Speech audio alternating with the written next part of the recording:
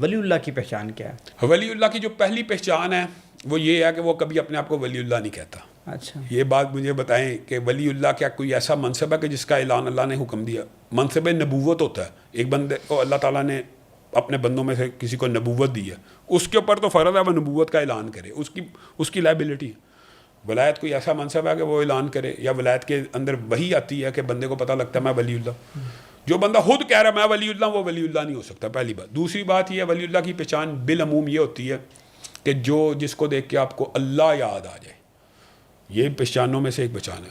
ولی اللہ کی ایک پہچان رسول اللہ نے فرمائی ہے کہ وہ جب اللہ کی قسم کھا لے کسی بات کے اوپر تو اللہ تعالیٰ بھی اس کی قسم کی لحاظ کرتے ہیں. تیسری نشانی یہ ہے آپ کی ماں نے آپ کے لیے دعا کی ہے, وہ قبول ہو گئی ہے. آپ کو سمجھ آ جانی چاہیے کہ اللہ کا ولی یہ ہے کہ جس کی دعائیں اللہ تعالیٰ قبول کر رہا ہے. تو یہ بالعموم یہ نشانیاں ہوتی ہیں. لیکن اگر آپ بندہ یہ سمجھے آپ اور میں جو ہمارے معاشرے میں کہ جو بندہ 40 دن نہایا نہیں ہے, جس نے ایک نماز نہیں پڑھی, وہ ولی اللہ, اس کا تو مسلمان ہونا میں مشکوک ہے. ایک بندے نے ہمارے معاشرے میں ایسے لوگ گزرے ہیں کہ جن کے نام بھی اتنے عجیب تھے کہ فلانا شاہ 40 دن تک نہایا ہی نہیں ہے. جس نے 40 دن تک نہایا نہیں ہے, جس نے وضو نہیں کیا, جس نے ایک نماز نہیں پڑھی, وہ بھی ولی اللہ بن گیا. ولی اللہ یہ نہیں ہے. علامہ ہشام الہی ظہیر آفیشیل چینل کو سبسکرائب کر لیں.